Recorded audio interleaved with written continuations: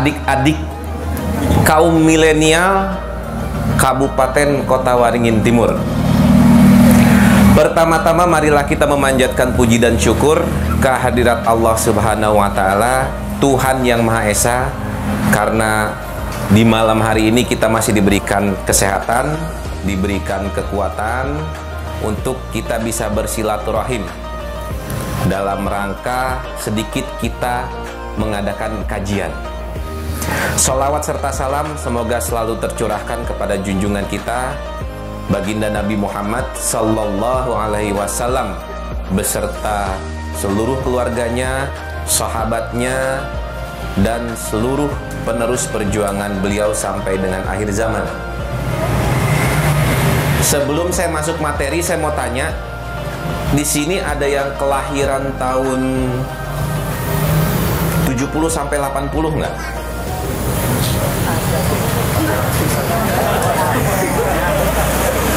Ada gitu, ada nggak?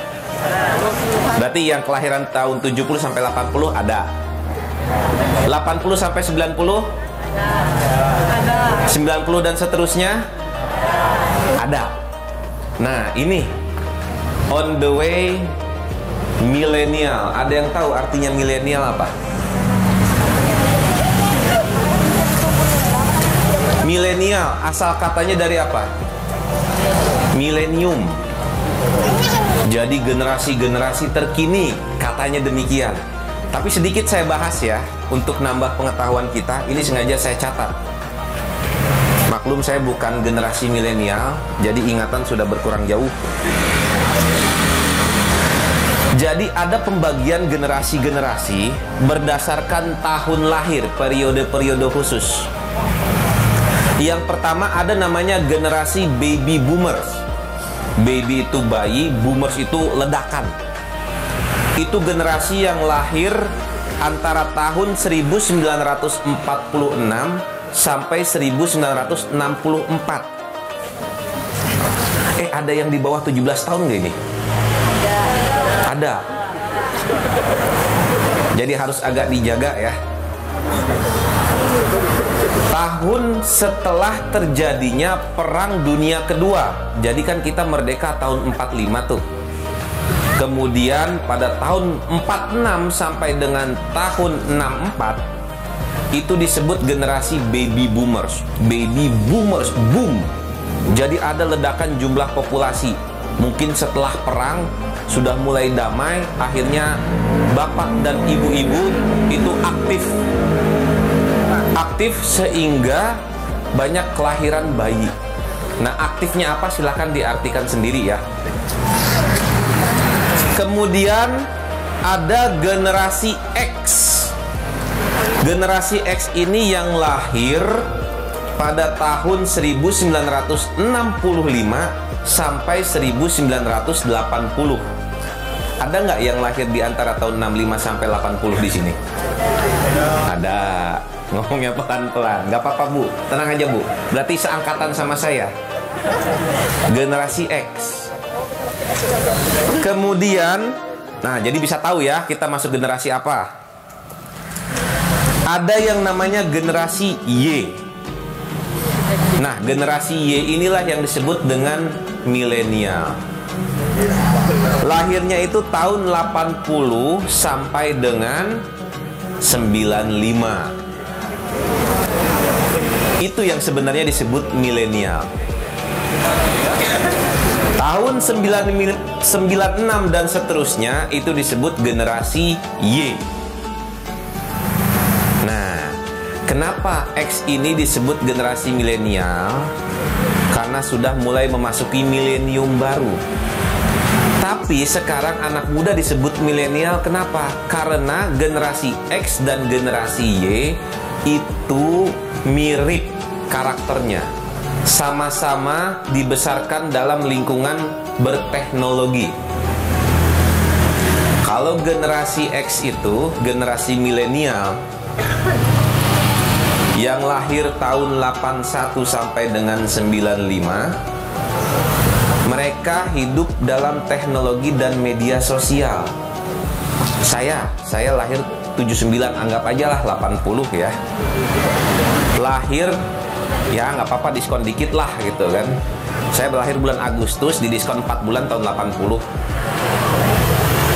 Saya besar mulai mengenal di lingkungan itu namanya media sosial. Kalau dulu cuma ada SMS. Kalau sekarang ada WhatsApp, ada Telegram, ada Signal, bahkan SMS. Masih ada yang pakai SMS nggak di sini? Ada, yang jawab ada tuh dari situ, ada. Ya. Kemudian generasi Y itu mirip, tapi bedanya generasi Y itu pada saat lahir dia sudah dalam lingkungan berteknologi. Kalau generasi X itu mungkin pada saat menginjak masa remaja mulai kenal teknologi, tapi kalau generasi Y itu pada saat dia lahir itu sudah di lingkungan yang berteknologi. Karakternya mirip, sama-sama mudah cemas dan sama-sama mudah dihinggapi ketakutan. Cemas kenapa? Kalau misalnya upload di IG terus yang nge-like-nya sedikit, cemas. Betul nggak? Ya toh? Kalau kita hashtag apa segala macam tanggapannya kurang enak, cemas. Dikritik sedikit, cemas. Kenapa disebut anak muda sekarang milenial? Karena antara generasi X dengan generasi Y itu mirip, sama-sama hidup dalam lingkungan yang berteknologi, dalam lingkungan media sosial. Generasi Y ini disebut generasi iGen, generasi yang sudah serba internet, internet generation, iGen. Jadi di sini saya anggap milenial kita samakan generasi X dan generasi Y.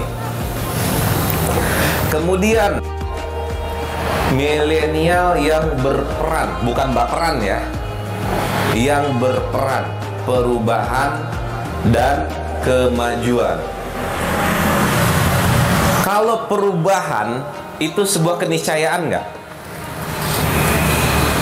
Sebuah fenomena yang pasti akan terjadi, bukan? Perubahan itu pasti terjadi perubahan dari diri kita aja. Semakin bertambah usia, fisik pun berubah. Yang tadinya kulitnya kencang sekarang mulai kendor. Yang tadinya tenaganya besar pada saat usia semakin tua semakin lemah fisik. Perubahan adalah sebuah keniscayaan. Pasti kita akan berubah. Itu hukum dunia. Fitrah kita pasti akan berubah. Nah, perubahan yang seperti apa yang kita butuhkan untuk mencapai sebuah kemajuan? Pernah dengar A.A. Gim bilang kalau mau berubah itu 3 hal saja yang kita perhatikan. Yang pertama, rubahlah dari mulai diri sendiri. Dari mulai saat ini, dari hal-hal yang kecil. Perubahan diawali melalui hal-hal yang kecil. Nah, ini semua anak muda di sini. Saya usianya 42 tahun. Jadi polisi itu tinggal 16 tahun. Jadi sekarang 2021 tambah 16 berarti 2037 saya udah pensiun. Nah, adik-adik yang ada di depan saya ini masih panjang. Masih panjang perjuangannya. Masih banyak hal-hal yang bisa kalian raih. Kalau hanya berpikir nanti saja saya berubah pada saat saya dewasa, terlambat. berubahlah sejak saat ini juga. Berubah yang seperti apa? Berubah ke arah yang lebih baik. Saya senang lihat kajiannya Agim, itu masuk banget. Kebetulan saya asalnya dari Bandung, jadi setiap ada kesempatan saya sering mampir ke kajiannya Agim. Gimana sih caranya mau berubah? Yang pertama, tahu muhasabah. Berubah itu awalnya dari muhasabah, dari tafakur. Kita merenungi diri sendiri, ya. Yang pertama, renungi diri sendiri. Merenungi diri kita yang bersumber dari diri kita sendiri. Maksudnya apa, Pak? Maksudnya, contoh kecil, cobalah kita menyendiri, tulis di kertas apa saja kekurangan-kekurangan kita, apa saja kelemahan-kelemahan kita. Tulis, aduh, mata saya masih sering melihat hal-hal yang tidak baik. Tulis. Kembalikan ke nurani kita. Aduh, pikiran saya sering memikirkan hal-hal yang negatif. Tulis. Aduh, mulut saya sering mengeluarkan kalimat-kalimat yang tidak penting, tidak perlu. Tulis. Sebanyak-banyaknya kekurangan kita. Dan dari situ kita bisa tahu apa yang harus kita perbaiki. Yang tahu kekurangan kita yang paling utama selain Allah adalah diri kita. Dengan catatan kita buka pikiran dan hati kita secara objektif menilai kekurangan diri sendiri. Kalau ada orang lain mungkin kita mau menilai kekurangan diri sendiri malu. Misalkan saya di depan sini saya ngaku saya kalau tidur ngeces, kan malu. Saya kalau tidur mangap, malu kan? Tapi kalau saya lagi sendiri, saya akuin saya kalau lagi tidur itu mangap, ngeces, ngorok, pokoknya nggak ada bagus-bagusnya. Itu contoh. Renungi diri sendiri, tulis apa saja kelemahan dan kekurangan kita. Dari situ kita bisa tahu, oh tingkatan kita ini cuma segini. Jadi kalau kita tahu kekurangan dan kelebihan kita, kalau ada yang menghina kita, kita tidak akan dongkol. Karena kita tahu bahwa apa yang dia hinakan kepada kita tidak sesuai dengan kenyataan. Kalaupun kita dipuji, kita tidak akan terbang. Karena kita tahu apa yang dia puji terhadap diri kita ternyata tidak sesuai kenyataan. Misalkan, wah bapak hebat, keren apa. Kita tahu diri kita ini terbatas, banyak kekurangan. Maka kita tidak akan menjadi ujub atau sombong.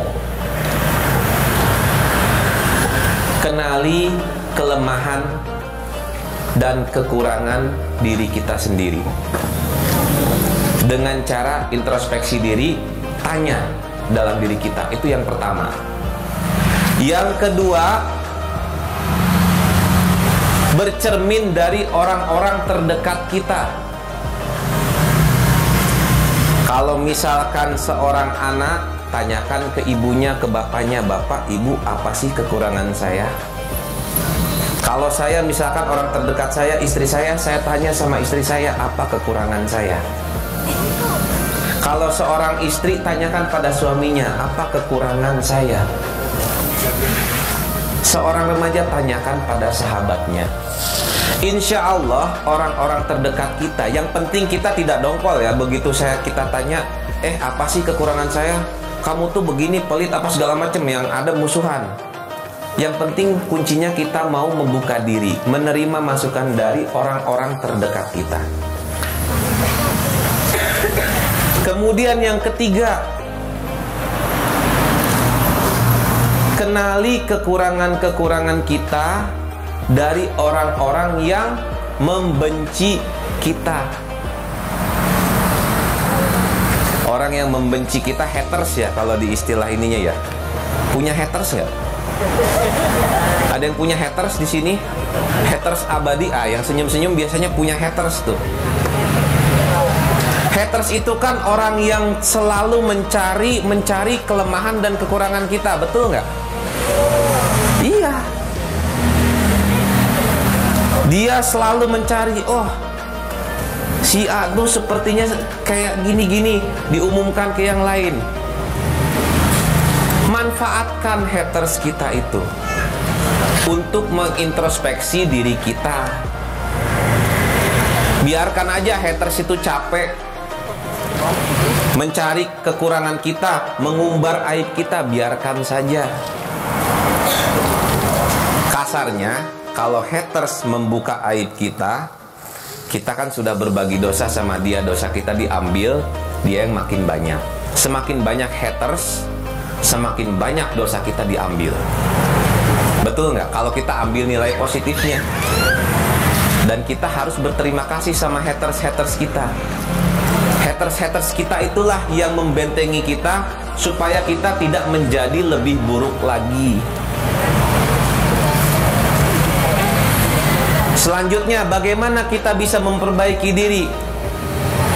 Berkawanlah dengan orang yang baik, bergurulah dengan orang yang soleh. Itu cara kita memperbaiki diri, merubah diri ke arah yang lebih baik. Kemudian itu tadi perubahan, kemajuan. Ini penting buat kalian. Pilih jadi orang kaya apa orang miskin?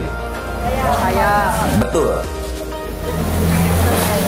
Tapi ada yang bilang orang miskin itu duluan dihisap, duluan masuk surga. Karena orang kaya hartanya hisapnya lama dihitungnya. Siap nggak? Berarti pilih jadi orang miskin. Kan katanya pilih jadi orang kaya. Orang kaya itu masuk surganya belakangan. Orang miskin duluan. Karena apa? Jumlah harta yang dihisap nanti di hari akhir, orang miskin tuh lebih sedikit. Makanya dia lebih cepat masuk surga. Berarti sudah siap jadi orang miskin? Siap apa adanya. Buatlah mental kalian mental orang kaya. Kalau kalian jadi orang kaya, kalian bisa bangun masjid banyak-banyak, bisa menyantuni anak yatim sebanyak-banyaknya, bisa bersodakoh sebanyak-banyaknya. Itu kalau jadi orang kaya. Bisa derma ke masjid, panti asuhan sebanyak-banyaknya. Banyak orang yang menerima manfaat dari kita. Kalau orang miskin mau sodakoh aja susah, untuk diri sendiri aja susah, apalagi buat orang lain. Apa? Naik haji kada kawa. Haji bagi yang mampu. Mampu apa? Yang pertama mampu hartanya. Betul. Kalau nggak punya duit gimana mau naik haji? Maka mental kalian harus jadi mental orang kaya. Tapi orang yang kaya gimana? Orang kaya yang mencari harta sesuai dengan apa yang telah digariskan oleh Allah sama Rasulullah. Tidak menyimpang. Dan dia membelanjakan hartanya di jalan Allah. Itu yang sebenar-benarnya orang kaya. Perubahan, kemajuan. Membuat sebuah kemajuan perlu pengorbanan. Pengorbanan itu ada pengorbanan pikiran, pengorbanan tenaga, pengorbanan harta. Orang miskin bisa berkorban pikiran, berkorban tenaga, tapi dia tidak bisa berkorban harta, terbatas. Maka rekan-rekan, adik-adik semua harus punya mental orang kaya. Orang kaya yang seperti apa? Orang kaya yang mendapatkan hartanya sesuai dengan yang sudah disyariatkan oleh Allah, tidak menyimpang, dan dia menggunakan hartanya di jalan Allah. Kalau hanya dapat harta dengan cara yang salah terus dipakai berfoya-foya, percuma jadi orang kaya, mendingan jadi orang miskin. Betul nggak? Karena hartanya malah akan menyengsarakan dia kelak di hari akhir nanti.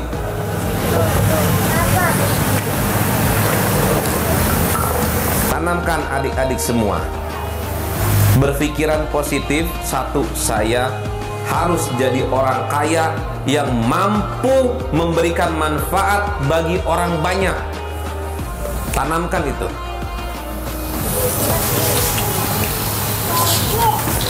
Yang kedua, tanamkan dalam diri kita bahwa kita mampu menjadi lebih baik dari hari ke hari. Kan ada pepatah yang bilang, kalau hari ini lebih baik dari kemarin, maka dia termasuk orang yang beruntung. Kalau hari ini sama dengan kemarin, itu dia biasa saja. Tapi hari ini lebih buruk dari kemarin, maka dia orang yang celaka. Maka kita tanamkan dalam diri kita harus mampu menjadi lebih baik dari hari ke hari. Jangan jadi lebih jelek. Dan yang ketiga, tanamkan dalam diri kita, kita mampu menjadi apa yang kita cita-citakan. Kalau pepatah bilang, gantung cita-citamu setinggi langit, benar. Tanamkan dalam diri kita, kita mampu menjadi apa yang kita cita-citakan. Orang lain bisa, kita pasti bisa. Betul nggak? Sama-sama manusia kok. Sama-sama diberikan akal dan pikiran oleh Allah. Sama-sama memiliki kelebihan dan kekurangan. Itulah kodrat kita sebagai anak muda yang kelak, adik-adik semua yang akan memegang tampuk kepemimpinan di negeri ini. Nanti akan ada yang jadi pejabat, ada yang jadi pengusaha, ada yang jadi pedagang. Ingat pesan saya, camkan, kita harus selalu berpikiran positif. Tapi yang tadi kaya dan miskin jangan disalahartikan ya. Pahami konteksnya secara utuh. Bahwa jadi orang kaya yang mendapatkan hartanya dengan cara yang diridhoi oleh Allah dan membelanjakan hartanya di jalan Allah, sehingga dia bisa memberikan manfaat. Imam At-Tabrani pernah meriwayatkan suatu hadis dari Rasulullah, sebaik-baiknya manusia adalah orang yang bisa memberikan manfaat bagi sesamanya. Berarti semakin besar manfaat yang ditimbulkan oleh dirinya, maka semakin baik dia. Betul? Sebaik-baiknya manusia adalah yang bisa memberikan manfaat bagi sesamanya. Semakin banyak manfaat yang dia munculkan, maka semakin baik dia. Orang kaya bisa memberikan manfaat yang lebih banyak dengan membelanjakan hartanya di jalan Allah. Seorang pemimpin bisa memberikan manfaat yang banyak dengan membuat kebijakan-kebijakan untuk mensejahterakan rakyatnya. Jadilah orang yang kuat, jadilah orang yang berkuasa, jadilah orang yang kaya, tapi kekuatan, kekuasaan, dan kekayaan kalian gunakan di jalan Allah. Kuncinya itu. Jangan lepas dari kalimat itu. Jadi orang yang hebat, jadi orang yang kuat, jadi orang yang berkuasa, orang yang kaya, tapi kehebatan, kekuatan, kekuasaan, dan kekayaan kalian gunakan untuk di jalan Allah. Kemudian adik-adik, ini yang paling penting saya mau sampaikan. Generasi milenial adalah generasi yang banyak hidup di era media sosial. Sekarang ada yang paling sering posting di IG tentang apa? Ini siapa namanya? Mbak atau Dek atau Ade ya? Dek ya? Mbak Dek. Mbak, paling banyak posting di Instagram tentang apa? Tentang keseharian. Keseharian. Kalau Mbak ini paling banyak posting di Instagram tentang apa? Keseharian juga. Keseharian. Rata-rata keseharian ya. Ada ibu-ibu mau makan, foto dulu. Klik. Kirim. Cus. Ada yang habis sholat tahajud, selfie, klik. Alhamdulillah sholat tahajud dapat 11 rakaat. Semoga Allah selalu menguatkan hati saya ya Allah. Semoga masih bisa melaksanakan tahajud esok hari, bla bla bla. Alhamdulillah di pengajian sama Pak Kapolres. Asik Pak Kapolres orangnya gitu kan. Alhamdulillah sudah sholat duha. Alhamdulillah saya sudah bayar zakat. Alhamdulillah sudah berbuat kebaikan. Alhamdulillah, alhamdulillah, alhamdulillah. Judulnya alhamdulillah, tapi nyerempet-nyerempet apa? Ria. Itu penyakit media sosial. Ria. Kalau komunitas seminggu 1000 berkah, dia melaporkan kegiatannya di media sosial, itu adalah bentuk pertanggungjawaban. Karena apa? Sumbangan-sumbangan, ulangi, uang, makanan, sembako yang dibagikan oleh komunitas itu sumbernya dari donatur. Sebagai bentuk laporan kepada donatur, salah satunya adalah lewat media sosial. Sama kayak polisi juga. Pertanggungjawaban kegiatan-kegiatan polisi melakukan patroli, operasi justisi, protokol kesehatan, pengamanan dilaporkan lewat Instagram, lewat Facebook, lewat YouTube. Karena apa? Salah satu bentuk pertanggungjawaban kami kepada masyarakat bahwa kami sudah bekerja adalah lewat media sosial. Tapi kalau yang sifatnya pribadi yang saya bilang tadi, deket-deket sama ria, hati-hati. Postinglah hal-hal yang bermanfaat. Kalau kita khawatir ini menjadi ria, lebih baik tidak usah. Yang pertama ria. Yang kedua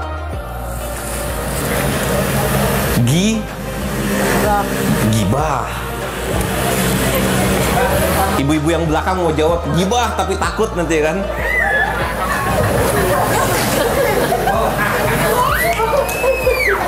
Lo bener, gibah. Gibah itu apa ya? Gosip ya. Ngagibah, ayo kita ngagibah gitu kan. Gosip, membicarakan keburukan orang. Paling enak kan ngomongin kejelekan orang, betul nggak? Karena kalau udah ngomongin kejelekan orang itu bisa panjang itu. Kalau ibu-ibu kumpul habis arisan, apa paling enak ngomongin kebaikan orang apa kejelekan orang, ibu-ibu? Kejelekan orang kan? Dari ketawa dan senyumnya saya sudah tahu. Membicarakan kejelekan orang. Kalau apa yang kita bicarakan itu memang sesuai dengan kenyataan, ini kita bicarakan kejelekan si A misalnya. Si A itu sifatnya jelek, suka mencuri. Terus banyaklah sifat-sifat jelek lainnya. Terus kita bicarakan dengan kawan-kawan kita.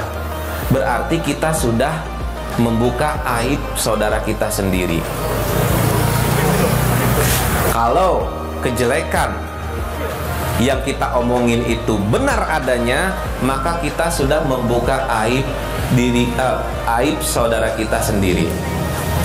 Allah saja masih menutupi aib kita, adik-adik. Kira-kira kalau Allah sudah membuka aib saya, berani nggak saya berdiri di sini? Nggak berani. Pasti saya akan merasa malu. Kalau Allah sudah membuka aib sampean, dek, berani nggak datang ke sini? Nggak berani, pasti malu. Ibu, kalau Allah sudah membuka aib ibu, berani nggak ibu datang ke sini? Nggak berani, karena ibu pasti malu. Allah saja menutupi aib kita. kok kita berani-beraninya membuka aib saudara kita sendiri? Ingat itu, simple saja. Allah saja masih menutupi aib kita. Kenapa kita membuka aib saudara kita sendiri?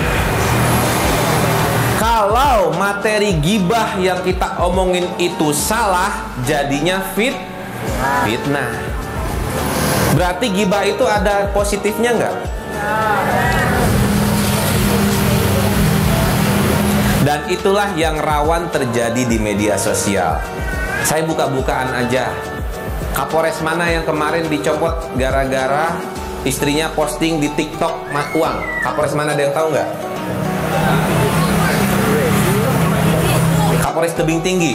Ada yang tahu nggak itu uang apa? Uang arisan. Jadi kemarin saya, aduh bentar merosot. Berarti saya udah agak kurus ini.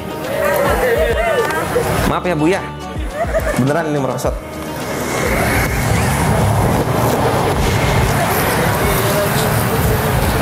Saya kemarin membandingkan berita di akun IG, entah apa namanya itu, membahas tentang Kapolres Tebing Tinggi yang dicopot karena istrinya memamerkan duit di media sosial. Padahal kalau kita lebih dalam lagi mempelajari masalahnya, itu uang yang akan diserahkan ya kalau nggak salah untuk pemenang arisan ya. Jadi sebelum mau diserahkan ke pemenang arisan, joget-joget dulu sama uangnya. Tapi persepsi masyarakat sudah terlanjur terbentuk bahwa dia pamer kekayaan. Itu komentarnya sampai dengan 2.800 komentar di Instagram tersebut, ngalah-ngalahin artis yang pokoknya ada isu tentang artis, itu komentarnya cuma 400.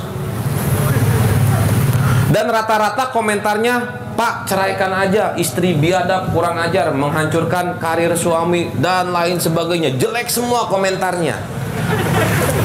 Beneran. Tapi kalau bagi saya melihat permasalahan itu keuntungan buat abang saya itu, Kapolres Tebing Tinggi. Karena apa? Dosanya banyak diambil sama netizen yang maha benar. Betul nggak? Kapolres Tebing Tinggi itu orang yang beruntung. Kalau dari sudut pandang yang lain, dari jabatan mungkin dia tidak beruntung. Tapi dari sisi yang lain, dosa-dosanya banyak diambil. Ribuan netizen mengambil dosa-dosa dia.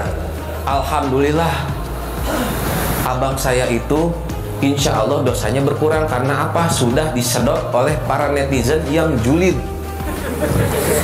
Pakai kol-kolah, julid.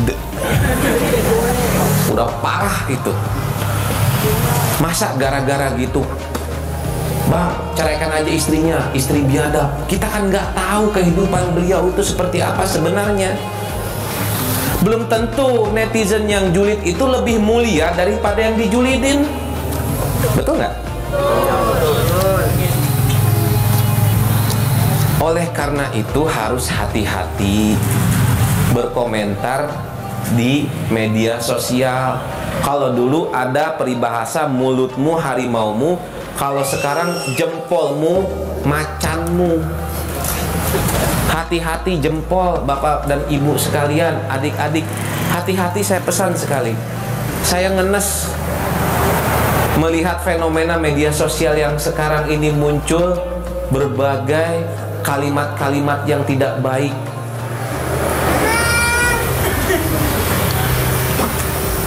Hati-hati dosa jariah.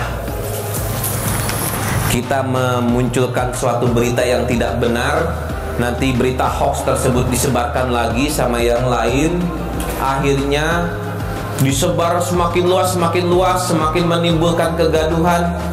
Itu dosanya kita ikut menanggung. Hati-hati. Ini fitnah akhir zaman.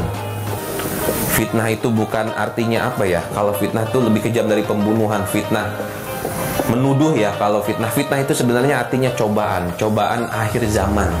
Media sosial kan kan gemes kadang kalau ada yang berita tuh pengennya komen, betul nggak? Jangankan ibu-ibu, saya aja bapak-bapak tuh pengen gitu komen. Kenapa kita berani komentar di media sosial? Itu tesis saya waktu ngambil S2. Karena muka kita nggak kelihatan di sana, betul nggak? Kalau muka kita kelihatan, berani nggak kita ngomong? Kalau misalnya nih, mohon maaf, nauzubillah, Kapolres Kotim bikin kasus kepleset, dicopot, langsung komentar, mampus Kapolres, modiar kowe. Kalau depan saya berani ngomong gitu nggak? Tabok. Bener? Itu ciri-ciri orang yang pengecut. Pakai akun fake ngejelek-jelekin yang lain, itu tanda-tanda orang pengecut, tidak punya harga diri. Gunakan media sosial untuk hal-hal yang baik saja. Syiar, dakwah. Kalau ada pengetahuan sedikit kita sharing di media sosial, silahkan. Berbagi kebahagiaan. Alhamdulillah anak saya lulus, nggak apa-apa, silahkan. Minta doanya dia naik kelas 2, semoga menjadi anak yang soleh, silahkan. Tapi memang antara ria dengan tidak ria itu beda tipis ya bapak dan ibu ya, adik-adik ya. Beda tipis saja. Daripada kita terjebak dalam keraguan, lebih baik kita hindari. Itu tentang media sosial. Pernah dengar cerita tentang Dajjal? Dajjal pada saat turun nanti, pada saat menjelang kiamat, Dajjal turun seketika seluruh dunia mengetahuinya. Zaman saya SD, saya berpikir Dajjal turun misalkan di Yerusalem atau di Arab atau di mana, jaraknya ribuan kilometer dari Indonesia. Kok bisa seketika orang sedunia tahu? Saya dulu berpikir seperti itu. Ternyata kejadian sekarang. Kejadian yang terjadi ribuan kilometer dari tempat kita ini, seketika satu dunia bisa mengetahuinya. Lewat apa? Media sosial. Jadi media sosial itu kalau mau digunakan untuk hal yang bermanfaat, akan banyak manfaat yang kita petik. Tapi kalau kita gunakan untuk hal-hal yang tidak baik, maka mudaratlah yang kita munculkan, yang kita timbulkan. Paham ya? Jadi pesan saya, semoga ini kena, semoga ini masuk di hati adik-adik semua. Hati-hati di media sosial. Beneran. Jangan terbawa arus.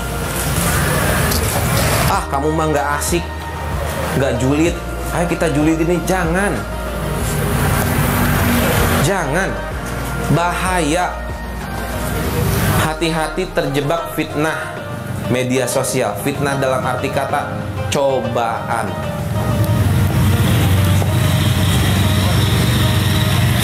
Kemudian yang terakhir, berbicara tentang kemajuan berarti kita berbicara tentang inovasi. Nanti adik-adik ini nih yang di depan saya, yang belum bekerja, kelak suatu saat akan memasuki dunia kerja. Kalau tidak masuk dunia kerja, dia menciptakan lapangan kerja sendiri, misalkan dengan berwirausaha, dengan berdagang, dengan memproduksi suatu barang atau jasa. Kalau tidak berinovasi, maka dia akan tenggelam. Kalau bapak udah ada yang kerja belum di sini? Yang udah kerja? Ada lah ya, saya anggap ada gitu. Kalau di kantornya biasa-biasa aja, disuruh kerjain A, ya bikin A. Disuruh kerjain B, ya bikin B gitu kan. Pasif gitu, nunggu instruksi. Kira-kira bakal disayang nggak sama atasan? Bakal disayang nggak? Dia nunggu aja gitu. Kalau nggak disuruh nggak dijalanin. Nggak ada inisiatif, nggak ada inovasi, nggak ada terobosan. kira-kira bakal menonjol nggak di kantor? Yang menonjol itu kan yang biasanya dua aja. Kayak di kantor saya ini di Polres, yang menonjol tuh biasanya yang pinter, yang berinovasi, yang berinisiatif, berprestasi. Yang satu lagi yang kasus, itu aja. Jadi kalau pengen nonjol di kantor, dua aja, berprestasi atau kasus, pasti menonjol. Jawabannya? Jadi berinovasilah, kreatif, lain daripada yang lain. Berani tampil beda, tapi dalam hal yang positif. Ini saya mau ngomong, sosok. Saya bukan membicarakan tentang sifatnya ya. Adolf Hitler, tahu? Siapa tuh? Pemimpin Nazi. Ciri khasnya apa? Kumis. Kayak Chaplin ya, kayak Jojon. Tahu Jojon? Ada yang tahu kenapa Adolf Hitler pasang kumis seperti itu? Karena dia pengen tampil beda. Dia pengen tampil lain daripada yang lain. Makanya zaman dulu kan kumisnya yang panjang begini, yang sampai sini. Tapi Adolf Hitler pakai yang beda segini, sehingga dia mudah dikenali. Esensinya adalah kalau kita mau dikenal dengan orang, maka kita harus tampil beda. Tampil beda dalam hal yang positif. Dalam hal prestasi, kalau kita rata-rata air, biasa aja tidak akan muncul, tidak akan kelihatan. Kalau pengen berhasil di kantor, munculkan inovasi yang berbeda dari sebelumnya, yang membuat pekerjaan kita lebih mudah dengan hasil yang lebih besar. Kalau berdagang, pakai strategi dagang yang bagus. Kalau memproduksi barang atau jasa, buat barang atau jasa tersebut yang menarik minat konsumen. Inovasi. Inovasi butuh kreativitas. Kreativitas muncul dari pengetahuan yang sekian lama kita pelajari. Banyak bergaul, banyak menyerap informasi, akan muncul kreativitas kita. Yang nguap belakang krok. Ngopi dulu, bro. Udah ngopi belum?